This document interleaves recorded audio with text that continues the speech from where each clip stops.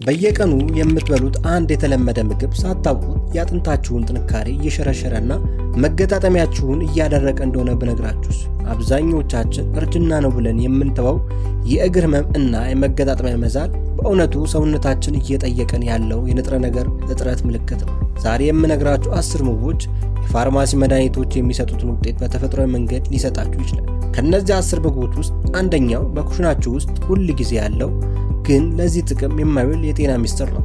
እሱ ምን እንደሆነና እንዴት እንደምትጠቀሙበት ለማወቅ ዝግጁ ናችሁ?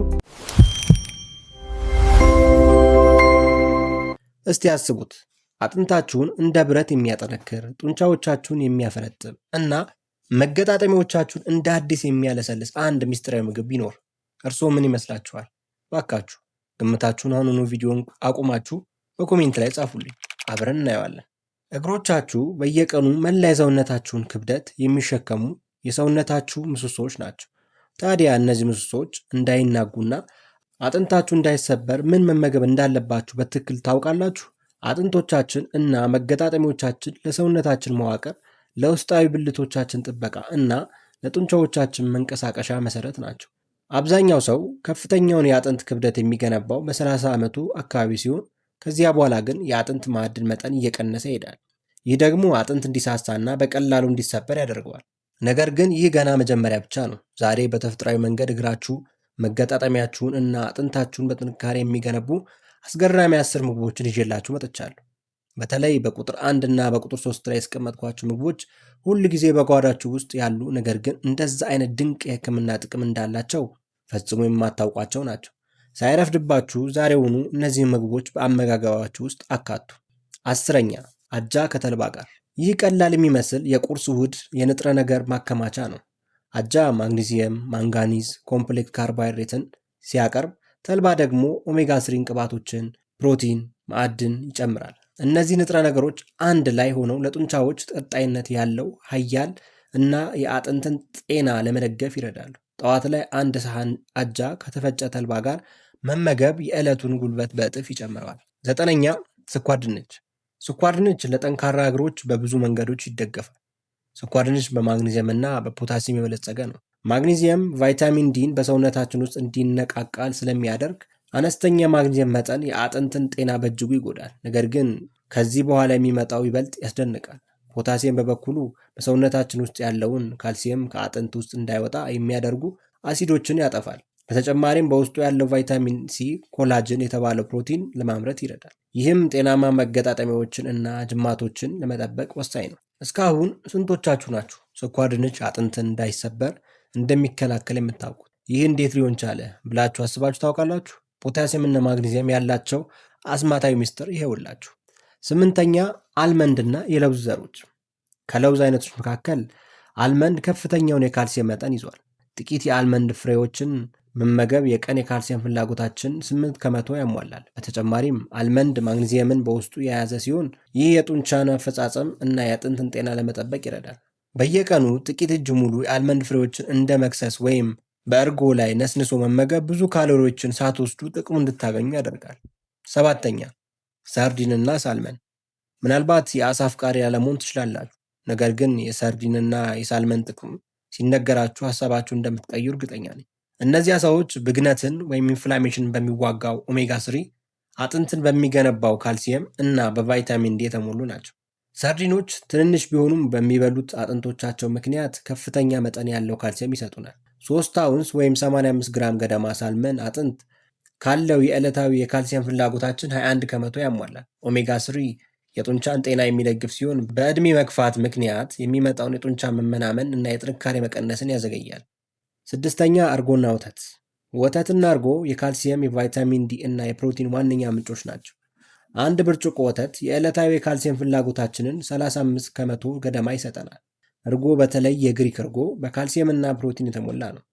በግሪክ እርጎ ውስጥ ያለው ፕሮቲን የጡንቻን ጥበቃ ይደግፋል። ይህ ደግሞ በተለይ እያረጀን ስንሄድ በጣም አስፈላጊ ነው።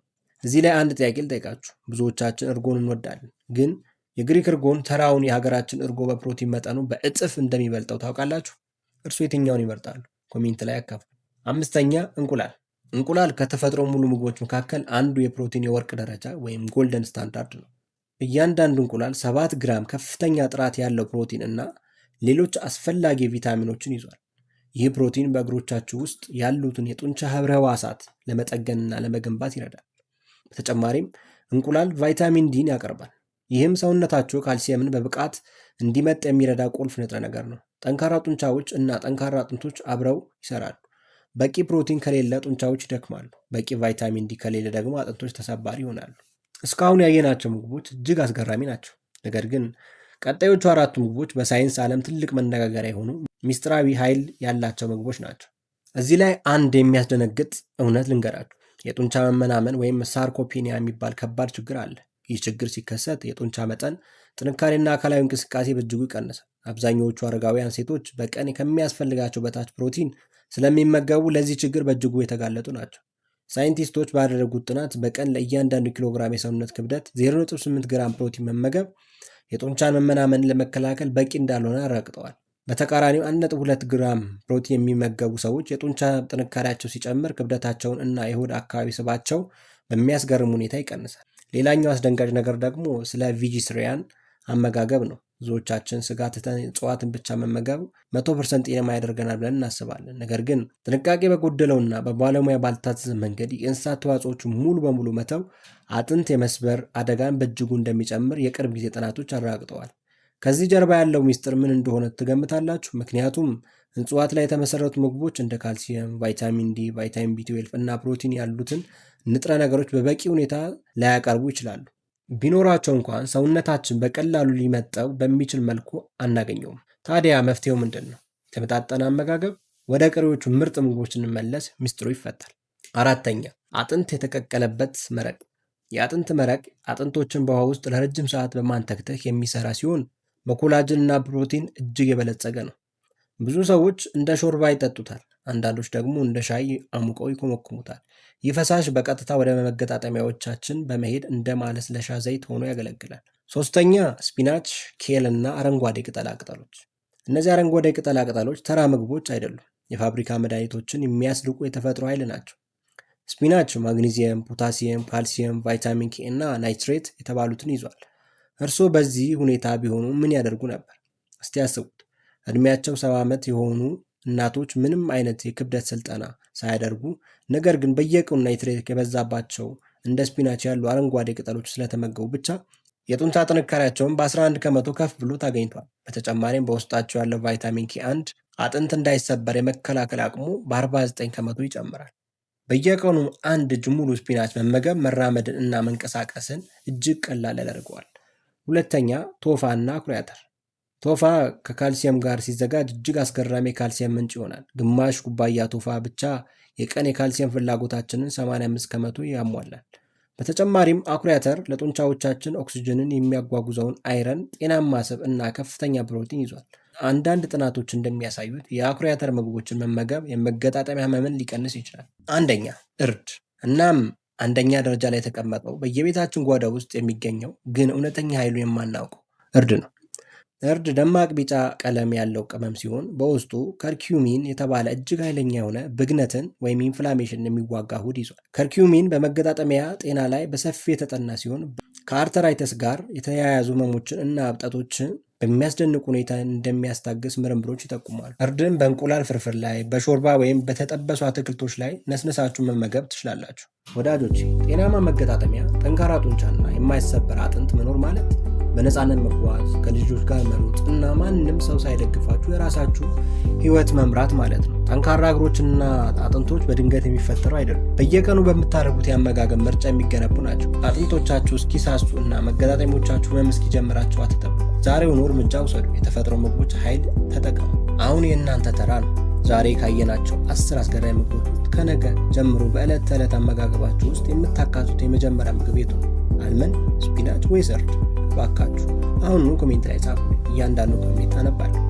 ይህ ቪዲዮ ጠቃሚ ሆኖ ካገኛችሁት ለቤተሰቦቻችሁና ለምትወዷቸው ጓደኞቻችሁ ሼር በማድረግ ጤናቸውን ታደጉ። አዳዲስና በሳይንስ የተደገፉ የጤና መረጃዎች እንዳያመልጣችሁ የሰብስክራይብ ቁልፉን ተጭናችሁ የደወል ምልክቷን መንካት አትርሱ። የሚቀጥለው እጅግ አጓጊ ቪዲዮ እስክንገናኝ ድረስ ጤናና ጥንካሬ ከእናንተ ጋር ይሁን። በቀጣይ በሙዙ ቪዲዮ ጠብቃችኋለሁ። ደህና ሁኑ።